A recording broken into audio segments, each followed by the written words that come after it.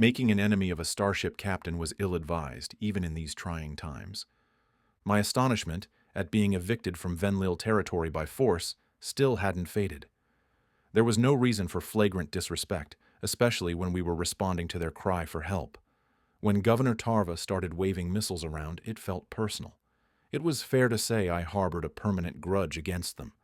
Tarva's behavior could be chalked up as war-induced psychosis, if not for the mayhem that followed. Without a word as to why, the Venlil withdrew from the Federation's military. Their borders were sealed, cutting off crucial supplies and outposts. Any ships seeking entry were turned back at gunpoint. Alien diplomats and visitors were barred from leaving Venlil space or even contacting their homeworlds. It was like something from a dystopian novel. Division in our ranks was the last thing we needed, with how the Arxur had been pressing lately. A diplomatic resolution was the desired outcome to any crisis, if at all possible. But when it took begging for the Venlil to provide proof of life, it didn't seem there was room for negotiation. Tarva hadn't offered any time frame, terms, or conditions for a release. This was no temporary standoff either. It had been over a month, and none of their actions were rescinded. The Federation were a lot of dithering idiots, afraid of ruffling feathers, but even their patience had limits. Major players, including my own Gogeta Union, were incensed at our people's hostage status. Judging by the protests across the galaxy, I wasn't the only one who felt compelled to take matters into my own paws. Whatever the Venlil Republic was hiding, I was determined to get to the bottom of it. Sovlin, Piri, the Gojid Prime Minister, sighed in irritation. She must have seen my eyes glass over. You still with me? Or are you off plotting revenge in that thick head of yours? I blinked several times. Sorry, ma'am. As I was saying, I'm disappointed in you. You went off snooping on the Venlil without permission and used Federation resources to do so. What do you have to say for yourself? Piri asked. I haven't crossed their border. I pointed a claw at the viewport toward the invisible threshold. If we decide to break our people out by force, we need the facts. The Federation has a right to know what the Venlil are up to. What makes you think they're up to anything? Tarva isn't stupid enough to commit diplomatic suicide. Not without cause. I mean, the resolution condemning their actions passed by unanimous vote. She's lucky we haven't done more than place their membership on probation. Piri tilted her head, weighing the circumstances for herself. Shutting down all communication overnight and banning travel looked draconian to me. The drastic nature of it all did not make sense. I couldn't fathom what quelled the populace's rebellion. The entire galaxy was iced out for an unknown transgression. Even the Venlil's closest allies were left baffled and in the dark. Talk of warfare was brewing, as much as the Federation wished for it not to be so. Why would Tarva invite such extreme fallout? What could make losing every partner worth it? I don't disagree. The Venlil would need a serious incentive to draw our ire, the politician said. They've always been loyal to the Federation until now. What's your take? Well, I would think it was cowardice, if they had run off, I growled. It's as though they're trying to make enemies of us. It can't be that. Not with the Arxur breathing down their necks, every hour of every day. Piri focused her gaze on me, a disapproving glint in her eyes. I should reprimand you, Sovlin, but I'd like some answers myself. What have you learned through your prying? The Venlil are still letting someone into their territory. I'm not sure if it's a Federation member. A group of transports docked at a fringe outpost today. They weren't chased away like the rest of us. And you're sure they were allowed to stay? I'm positive. They got an escort from the ceremonial fleet. Tarva's personal parade. I'm just not close enough to make out their subspace origin. Without crossing the border. So that's why you called me now. You want my blessing, in case you get caught. And I hear about it the hard way. That's one way of putting it, ma'am. May I poke around? Very well. I want a report as soon as you learn anything. And, Sovlin, don't make me regret this. The video feed cut out. I eyed the space ahead of us with giddiness, and gave my first officer a tail thump that meant proceed. The posting was filled by Russell, a veteran of the Colchian Commonwealth. There would be no objections to my plan from him. His allegiance was to the Federation first, and unveiling the truth about the Venlil's misdeeds was in the collective interest. Anyone with eyes could see that their behavior was off. The crew leapt into action as Russell declared a new course for the fringes of Venlil space. We could hide behind the guys that we were patrolling and strayed into their territory by mistake. All I needed was to get in range for our signal interceptors. Local broadcasts could offer some clues, if subspace readings proved unattainable. Our warship pivoted, angling us toward the forbidden region. I settled down in the captain's chair and monitored the bridge. We would drift over the border gradually, in the interest of stealth. If we were able to pull this mission off, I would be acclaimed for my initiative. Satisfaction swelled in my chest at the thought of adding to my repute. "Sir, you might want to look at the scanner data," Russell barked. "Venlil patrol ship, heading straight for us." I slammed my paw down in frustration. "We're still on our side of the border. They can't object to us patrolling our own damn space." According to the computer, the patrol vessel was on an intercept course toward us. The sensor data suggested their speed was at max velocity, well above all safety recommendations. They were going to burn out their own engines, pushing them to that degree. How had they gotten wise to our plans? My call with Prime Minister Peary was encrypted, so I didn't see how they could have listened in. "Radio silence from that little boat," Russell noted. "What do you want to do?" My spines bristled. "Order them to change course at once and have weapons on standby. We're not going to let that shit heap stop us." With the viewport on the highest magnification, I could make out a tiny dot racing toward our position. Its course was erratic, as though the stabilizers were close to giving out. Several hails had gone unanswered, and the Venlil ship failed to deviate from its course. The patrol vessel paid no regard to the border, breezing into our territory without any deceleration. Silence fell over the bridge. The tension was palpable. I knew my crew still felt some sense of attachment to the Venlil after years of steadfast alliance. It was for their sake that I wasn't striking this craft down on the spot. "Fire a warning shot and hail them one final time," I ordered. "If there's no acknowledgement, I want them finished." 3 plasma rounds were lobbed just above the patrol ship's flight path. Its pace slowed, as though the pilot was second-guessing their decisions. The hesitation was brief, though. It returned to its stubborn sprint moments later.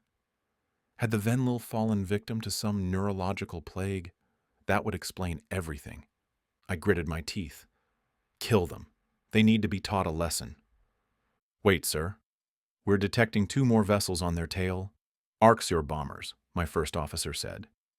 At last, a decent explanation for why the Venlil refused to turn back. If those reptile bastards were after them, I suppose there was no retreating.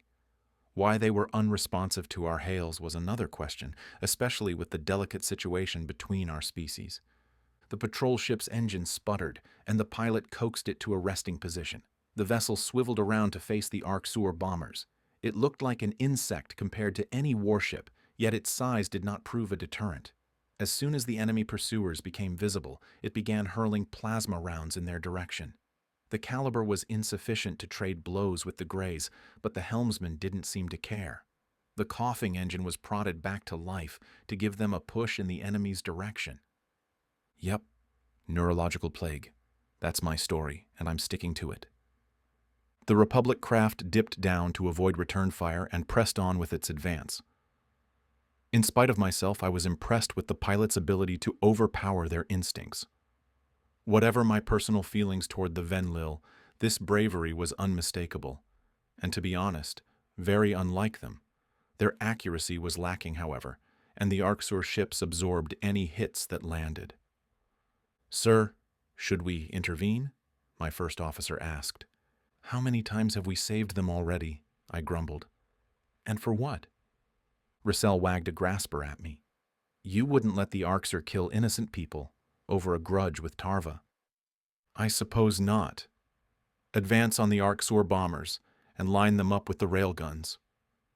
I could sense the crew's relief from their eagerness to carry out the new orders. Perhaps they had been worried that my previous threat to let the Greys eat the Venlil was serious? It would take a more depraved captain than I to spectate a predator's hunt. The lights on the bridge dimmed, which was confirmation that the railgun was charging. In high enough doses, a blast of concentrated energy could chew through even Arksur armor. There was a reason the Federation invested in such slow, gargantuan ships. Powering effective weapons required a large backbone. A radiant beam sailed through the inky sky, connecting with an enemy vessel. Pleasure rolled down my spines as our plasma lanced through the engine. There was one Arksur bomber finished in a fiery flash. Our railgun would take several seconds to recharge, so I hoped the Venlil ship could hang on a little longer. The pilot's crazed maneuvers could only do so much for evasion. The final enemy was spewing quite the plasma torrent at them, unrelenting in their hunt. One round clipped the patrol ship on the bow. It lurched forward and sat dazed in the Arksur's sights. My crew's efforts to rouse the railgun gained a new sense of urgency. The reptilians rounded on our former allies, salivating to deliver the finishing blow. The Venlil were wounded further by a clean hit to the propulsion system. The drive plume flickered out, and the patrol ship laid paralyzed. Without mobility, a vessel was a floating tomb. The pilot's fire had ceased too.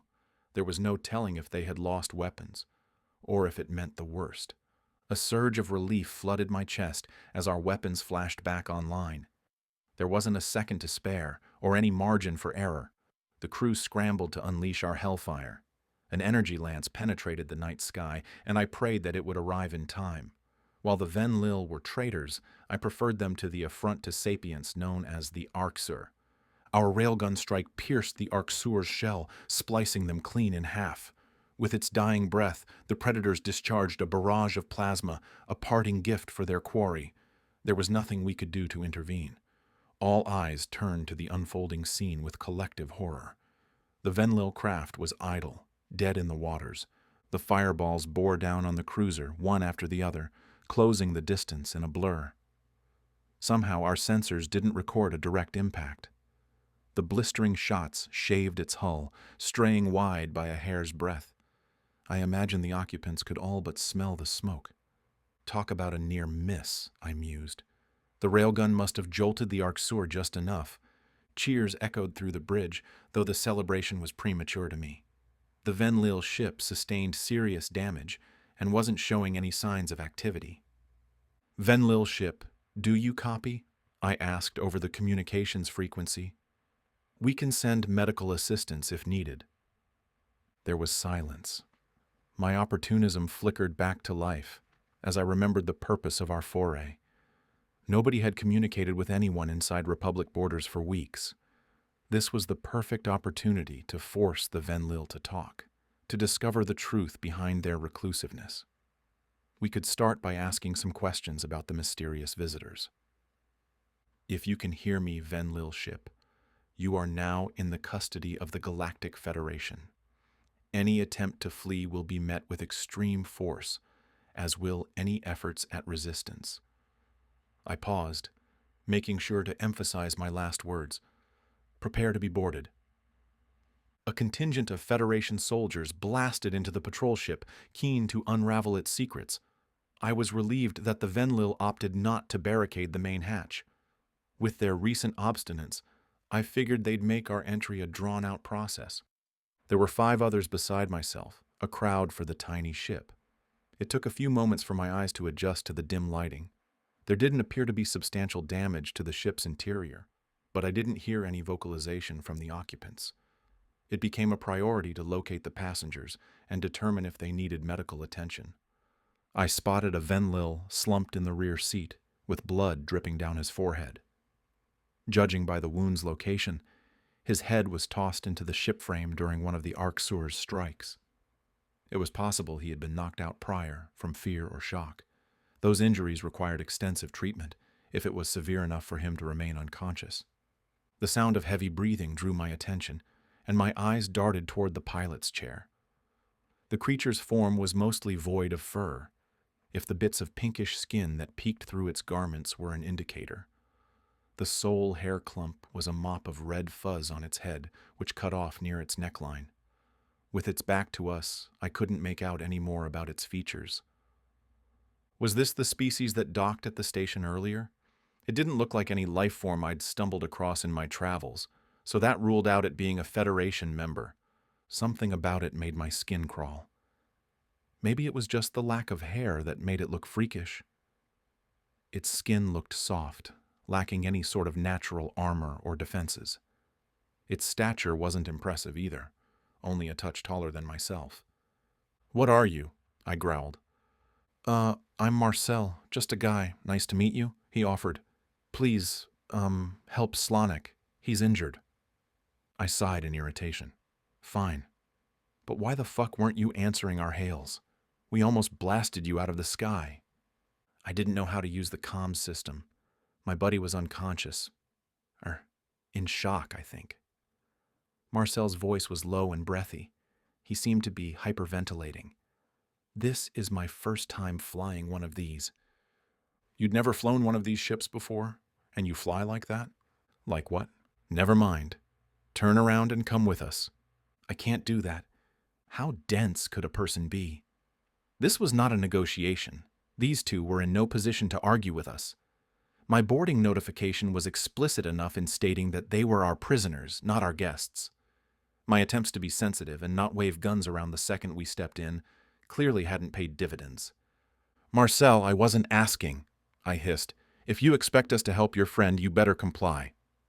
"Let's just talk for a moment, okay?" The peculiar pilot raised his hands over his head slowly, but kept his head pointed toward the viewport. Listen, I'm not your enemy. I don't want you to shoot me. I don't want to hurt you, or whatever it is you all say. You think you could hurt us? You are surrounded and alone." "No, that's not what I'm saying. I'm just not like the Ark, sir. We're on the same team, okay?" "What is this nonsense? Your rambling is madness. Don't tell me you're going into shock too?" Marcel drew a shaky breath and turned his head slowly toward us. The crewmate nearest to him staggered backward, reaching for her sidearm. She tripped over the lifeless Slanik in her retreat and discharged her weapon in a panic. The round ended up buried in the ceiling, punching a hole in the already battered ship. Firing plasma guns and demonstrating reckless trigger discipline in a contained spaceship. The damn thing was venting atmosphere as we spoke. The crewmate earned a scorching glare from me. I was appalled with her behavior. "What has gotten into you?" I screeched. "Holster your weapon at once.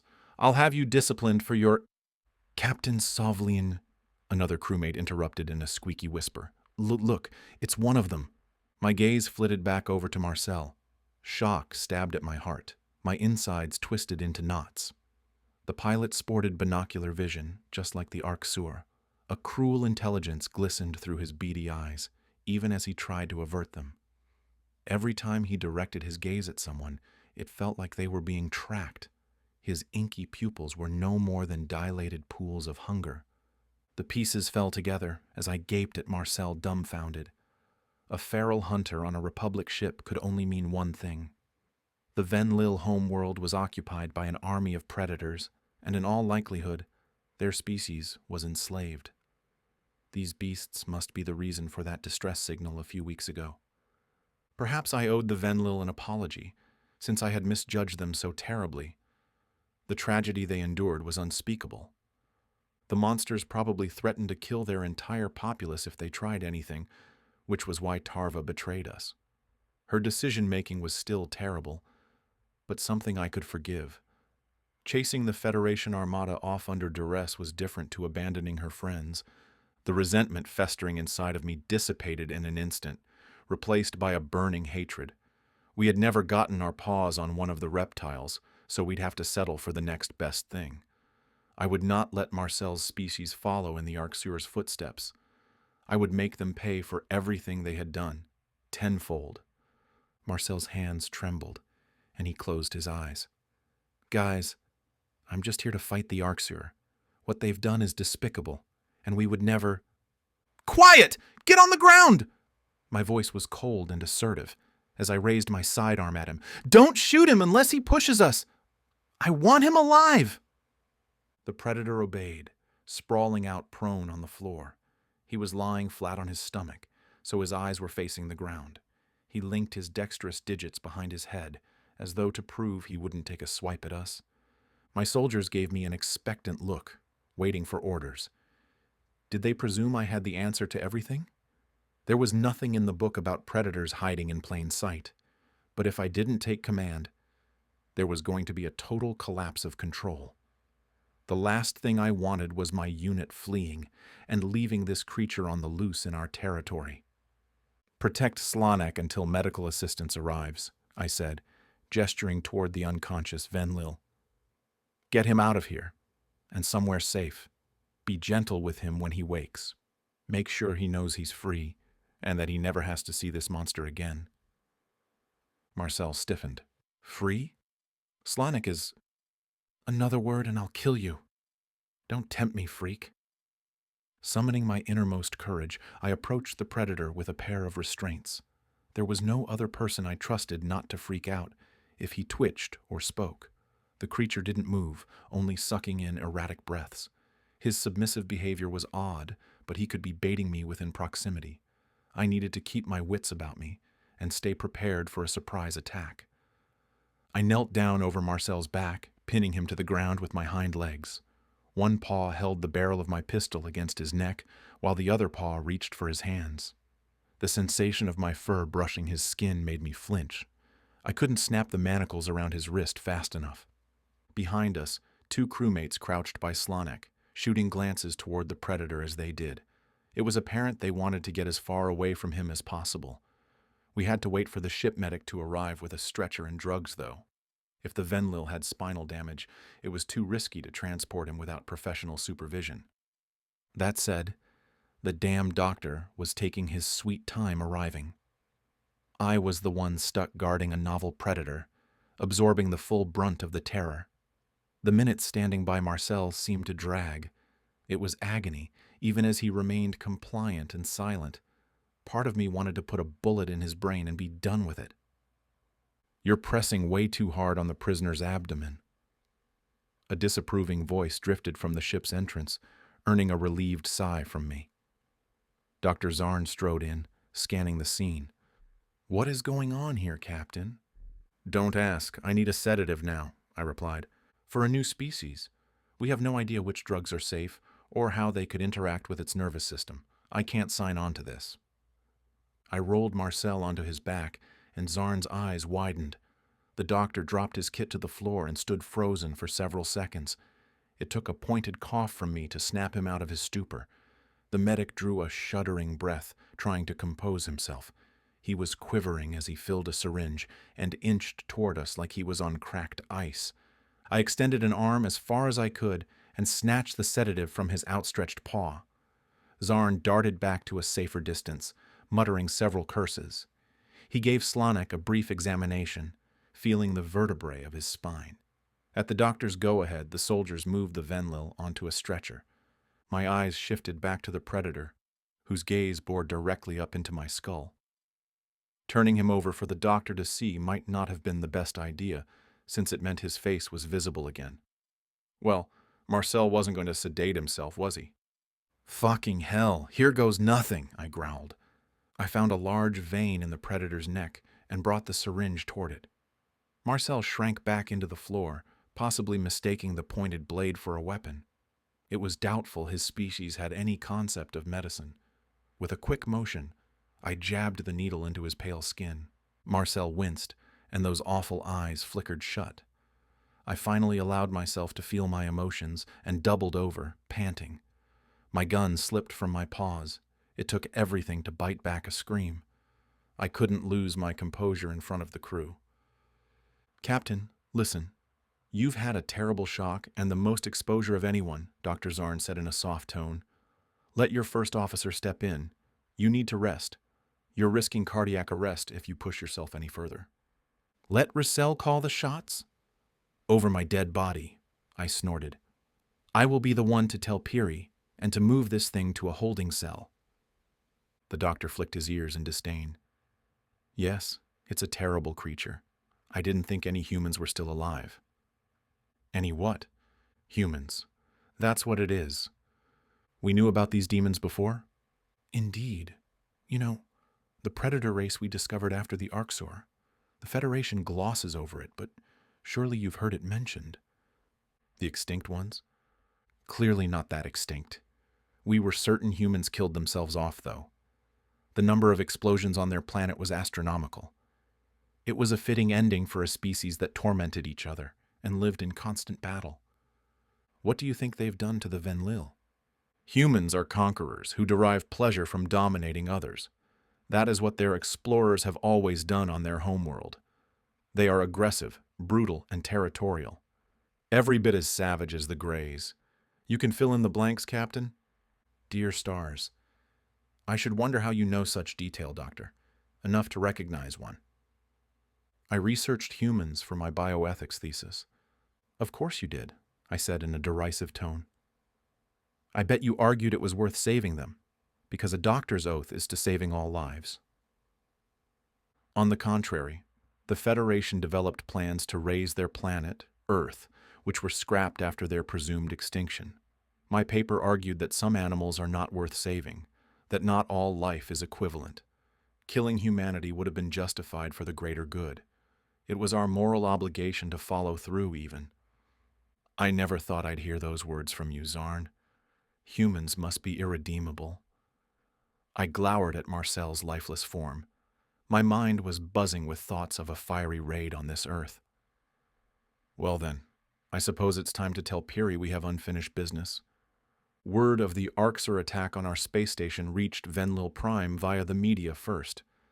I suspected the camera crews sent to document the humans' arrival were able to get a messenger ship out before the confrontation.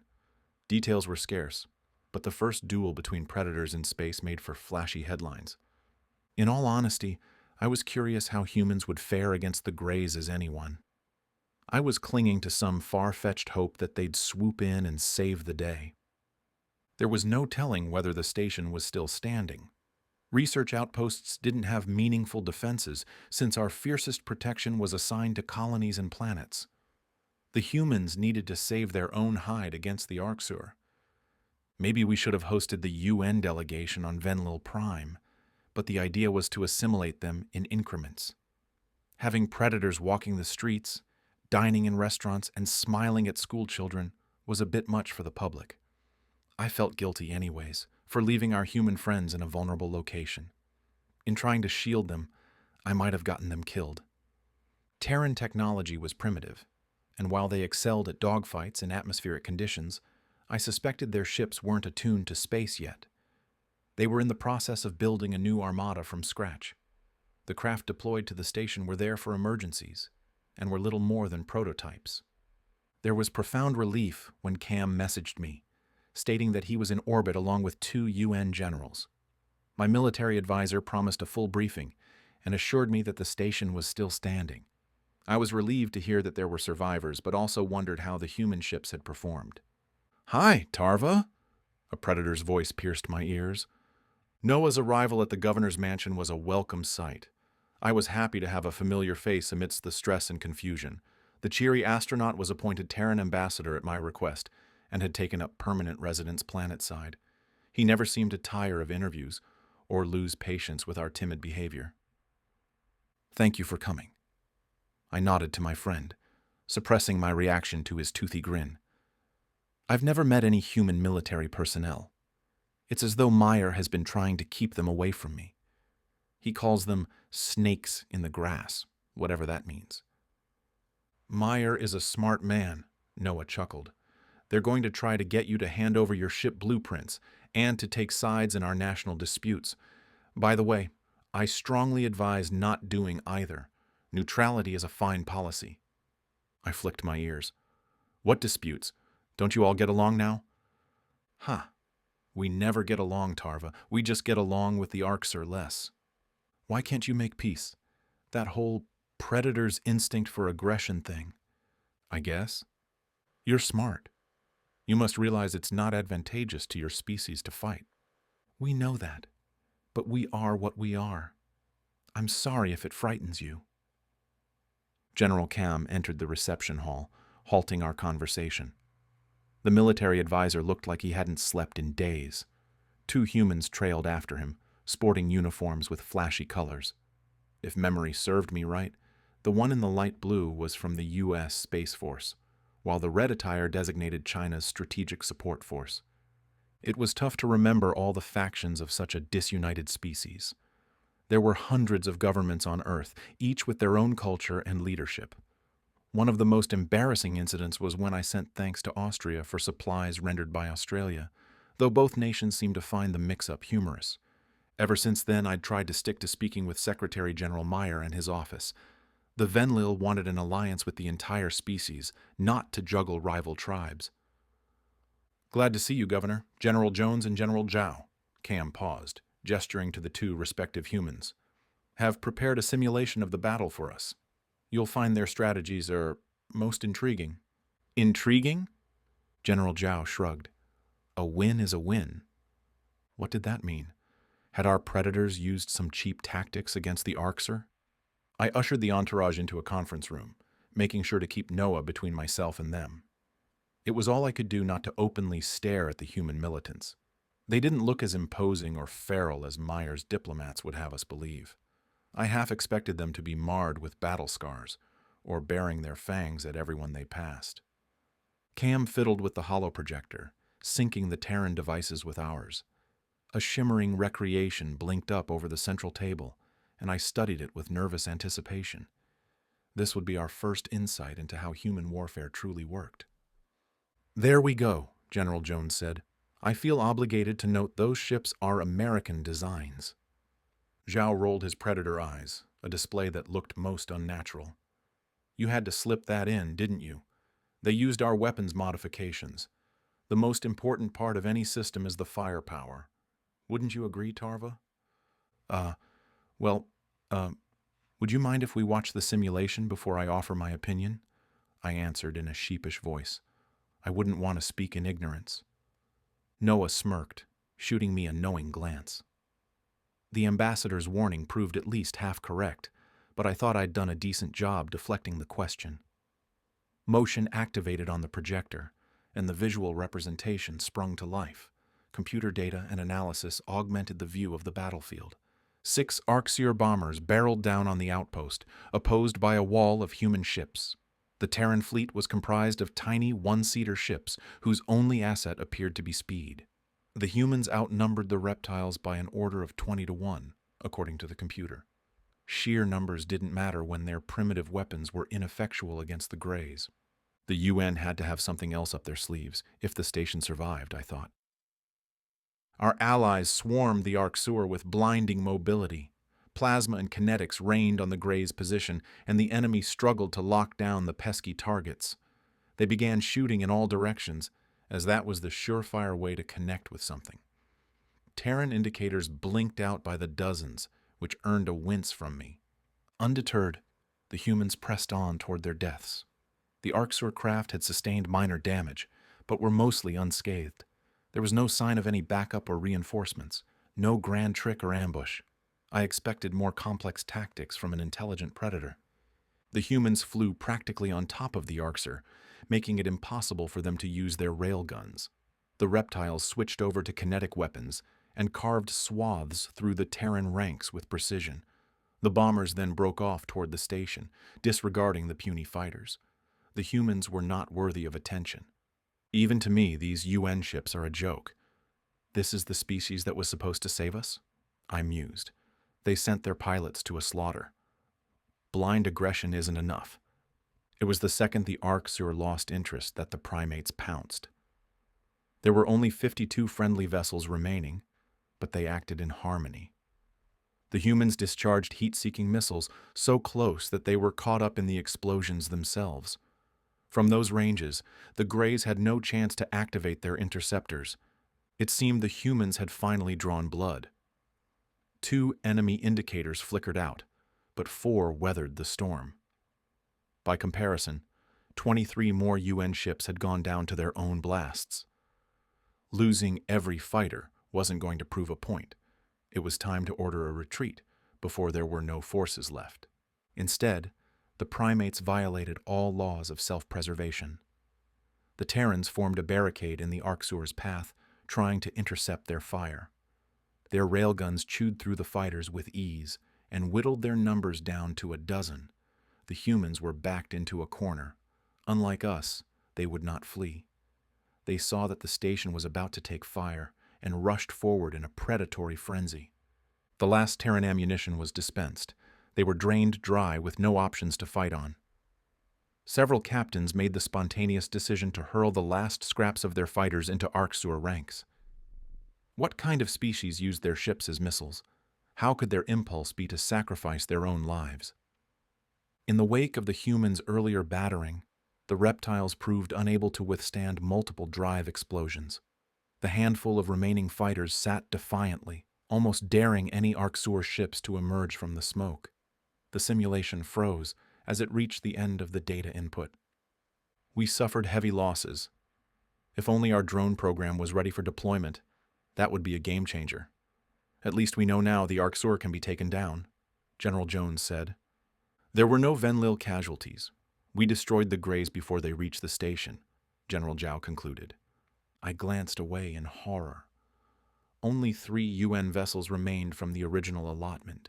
The humans sacrificed ships numbering in the 3 digits to stop the Arksur. That could hardly be considered a victory. How could predators develop vessels that were that much weaker than their counterparts? That loss ratio was unacceptable in a long-term war. There is a small point of concern, Governor. Jones paused, waiting for me to focus on her. A Venlil patrol ship went missing in Federation territory, with a human on board. In the hours since, the Gojids have started to mobilize along the border. We believe the ship may have been captured, which would mean the feds are now aware of us, Zhao added. The only positive is that unless the hostages told them, they don't know where Earth is. That buys us some time to figure out our next action. My blood ran cold as ice. The Federation possessed the exact location of Earth. While the humans were advised that they might be killed on sight, I hadn't disclosed the specifics of our history. There was no telling how a predatory species might retaliate to a plot for their extinction. That said, I couldn't bear to see them blindsided by a preemptive strike. The time had come where I had to divulge the full extent of the Federation's hatred. Well, maybe we should speak to them, Noah chimed in. I'm not sure we shouldn't have from the start. The Arksur are a sample size of 1. The aliens have no experience with humans or any other predators. If Tarva vouches for us, they might come around. I stood up from my chair. I doubt that. They'll hate you. The Terran ambassador frowned. If you can accept us, why can't they? How do you know that the Federation will try to kill us just because we're predators? I just do! Noah crossed his arms. You're going to have to do better than that. I need a word with the ambassador. Alone. No, I think we all should hear this. General Zhao's posture was stiff as a board, as though he'd sensed something off. Whatever pertains to our safety concerns everyone in this room. Well, it's because... Noah tilted his head inquisitively. Worry sparkled in his brown eyes, as he noticed me shying away from him. I wondered if even he could forgive me for such a grave omission, for the betrayal of his trust. Because they tried to kill the last predators they found. I slumped my shoulders in defeat, avoiding his gaze. I didn't want to tell you. You're saying they killed another predator species before? The ambassador asked. There are only 2. Then, the Federation knew about humans and Earth a long time ago. The vote to glass your planet was unanimous, after footage of your world wars became public. General Jones's eyes narrowed to slits. Unanimous? That includes the Venlil? Yes. Before my time, but yes. We were meticulous in our planning. We believed we couldn't fail. Wow. Hurt flashed in Noah's gaze, though the human quickly blinked it away. All right. What stopped them? The Federation thought you were dead. Something about hundreds of nuclear explosions right after those world wars ended. I myself wonder what that was. Testing. There were countless nuclear tests in that era. In unpopulated areas, might I add, Noah muttered.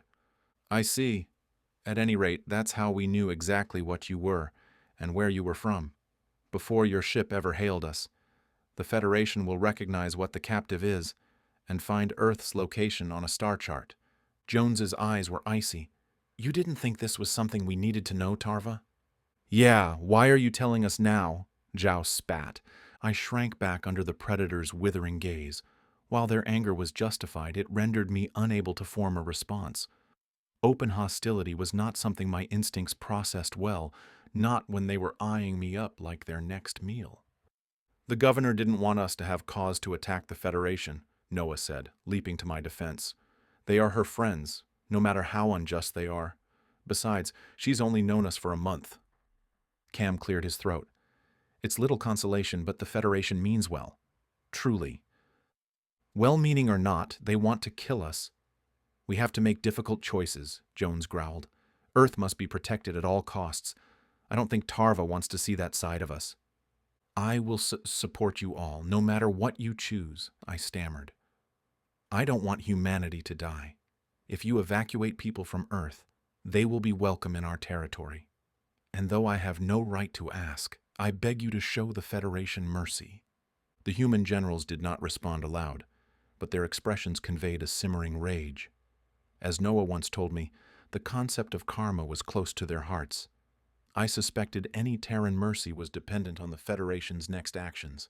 The galaxy's prejudice could become a self-fulfilling prophecy.